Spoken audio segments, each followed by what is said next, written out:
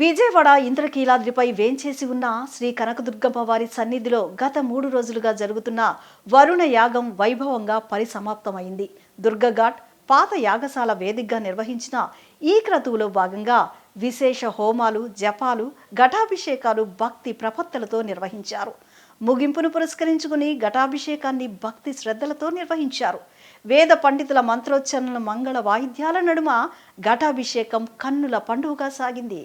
వరుణ యాగం రాష్ట్రం సుభిక్షంగా ఉండాలని, సమృద్ధిగా వర్షాలు కురవాలని కోరుతూ శ్రీ కనకదుర్గమ్మ వారి సన్నిధిలో నిర్వహించిన 3 రోజుల వరుణ యాగం శాస్త్రోక్తంగా వైభవంగా ముగిసింది. దేవాదాయ శాఖ ఆదేశాల మేరకు ఆగస్టు 14వ తేదీన ఈ యాగం ప్రారంభమైంది. దుర్గఘాట్ పాత యాగశాల వేదికగా ఈ క్రతువు నిర్వహించారు. 3 రోజుల పాటు విశేష హోమాలు, జపాలు, ఘటాభిషేకాలు జరిగాయి. కృష్ణానదిలో పండితులు ప్రత్యేక జపాలు, వైదిక కార్యక్రమాలు చేపట్టారు. ఈ వరుణ జపాలు యాగం ముగింపుకు సంకేతంగా శ్రీ కనకదుర్గమ్మ వారికి ఘటాభిషేకం నిర్వహించారు.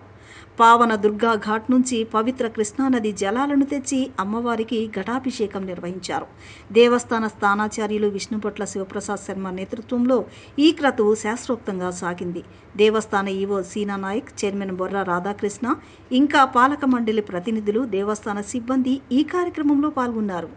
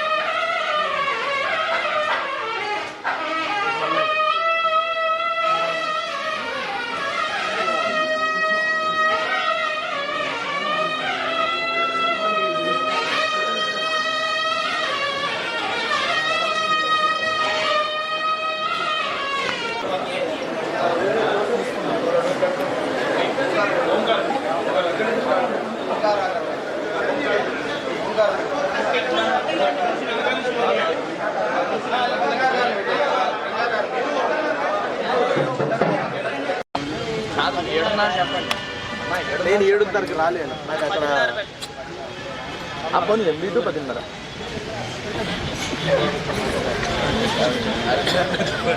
నానా హిరణ్యశ్రమం ఎంతమందికి నడుస్తుంది?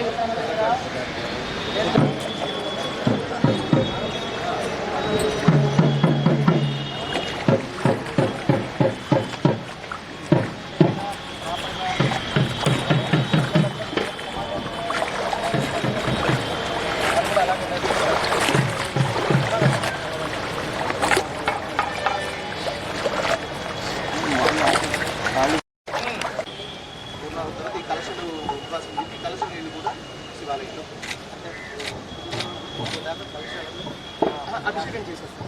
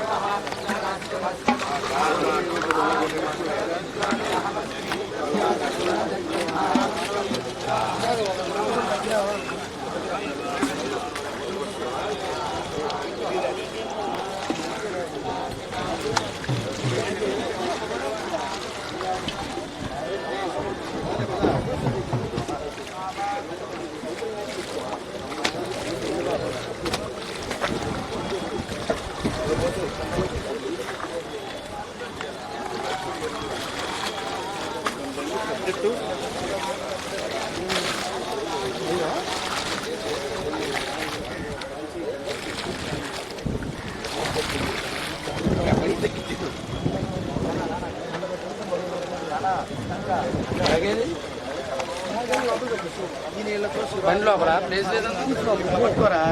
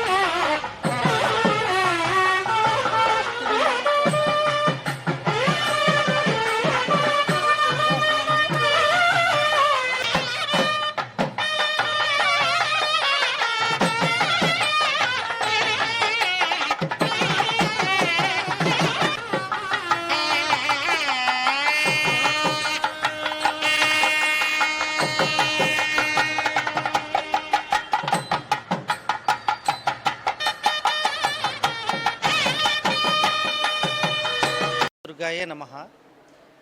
రాష్ట్ర ప్రభుత్వం గౌరవ ముఖ్యమంత్రి గారి ఆదేశానుసారం మా మంత్రివర్యులు, సెక్రటరీ గారు, కమిషనర్ గారి సూచనల మేరకు కరెక్ట్ టైంకు అంటే వర్ష ఋతువు ప్రారంభము అయ్యే క్రమంలో ముఖ్యంగా శ్రావణ మాసం కరెక్ట్గా శ్రావణ శుక్రవారం మొదటి శుక్రవారం రోజు ఈ వరుణయాగం శ్రీ దుర్గామల్లేశ్వర స్వామి దేవస్థానం నందు ప్రారంభించడం జరిగింది.